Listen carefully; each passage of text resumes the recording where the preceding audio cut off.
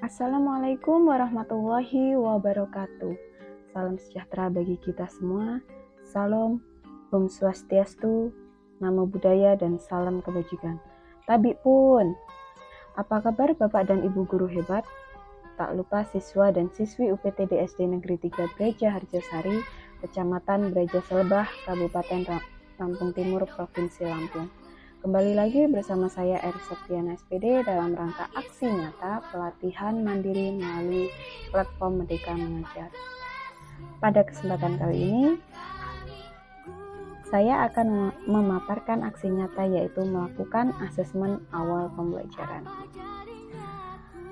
Saya akan memaparkan apa itu asesmen, tujuan, prinsip, fungsi, dan macam-macam asesmen. Yuk, lebih lengkapnya kita lihat pembahasan berikut. Pengertian asesmen.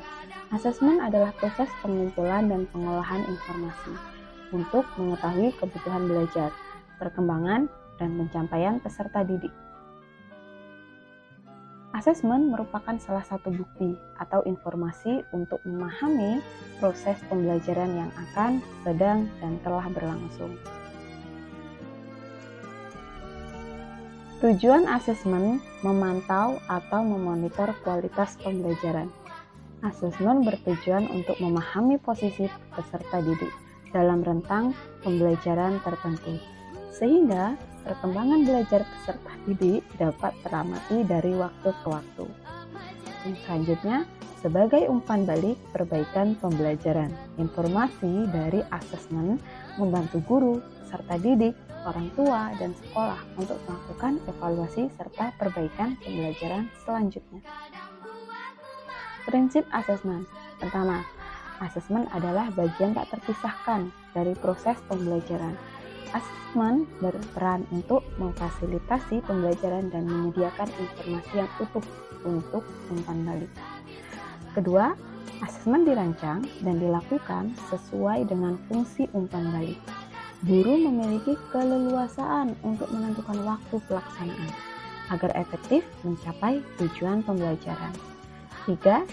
Asesmen dirancang dengan cara adil, proporsional, valid, dan dapat dipercaya, sehingga dapat digunakan untuk menjelaskan kemajuan belajar dan menentukan keputusan tentang tindak lanjut yang akan dilakukan terhadap peserta didik. 4. Asesmen merupakan laporan kemajuan belajar dan pencapaian peserta didik, bersifat sederhana dan informatif. Hasil asesmen digunakan oleh peserta didik, guru, tenaga kependidikan, dan orang tua sebagai bahan refleksi untuk meningkatkan pembelajaran. Fungsi asesmen. Ada as learning, for learning, and of learning. As learning, asesmen sebagai proses pembelajaran yaitu refleksi wujudnya asesmen formatif. Contoh self-assessment dan per-assessment. For learning, asesmen untuk proses perbaikan pembelajaran yaitu umpan balik wujudnya asesmen formatif. Of learning, asesmen pada akhir proses pembelajaran sebagai evaluasi akhir wujudnya asesmen sumatif. Asesmen formatif. Yang pertama, mendiagnosis kemampuan awal dan kebutuhan belajar. Kedua, umpan balik memperbaiki proses pembelajaran. Ketiga, memacu perubahan suasana kelas. Asesmen sumatif diberikan pada akhir lingkup materi atau akhir semester. Fungsinya untuk mengetahui pencapaian hasil belajar peserta didik dalam periode tertentu, mendapati nilai capaian hasil belajar untuk dibandingkan dengan kriteria capaian yang telah ditetapkan. Umpan balik untuk merancang perbaikan pembelajaran berikutnya, melihat kekuatan dan kelemahan belajar peserta didik. Asesmen diagnostik dilakukan di awal pembelajaran untuk mengetahui kapasitas peserta didik. Hasilnya dapat digunakan guru sebagai rujukan data merencanakan pembelajaran sesuai dengan kebutuhan murid. Tahap penyusunan asesmen diagnostik. Yang pertama, menganalisis rapot peserta didik dari tahun sebelumnya. Kemudian mengidentifikasi kompetensi yang akan diajarkan.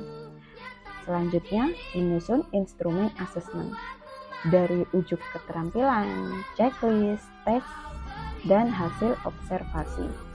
Yang selanjutnya menggali informasi tentang murid. seperti latar belakang keluarganya, motivasi, minat, serta ketersediaan sarana dan prasarana belajar. Kemudian melaksanakan asesmen dan mengolah hasilnya.